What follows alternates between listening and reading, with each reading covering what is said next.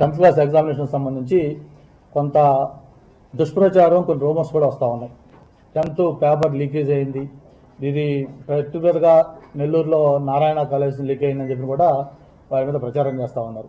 అంతేకాకుండా ఈరోజు ఒక పేపర్లో మెయిన్ న్యూస్ రైటింగ్ అని కూడా వేసి దాన్ని అసెంబ్లీలో చూపించి గొడవ కూడా చేస్తూ ఉన్నారు.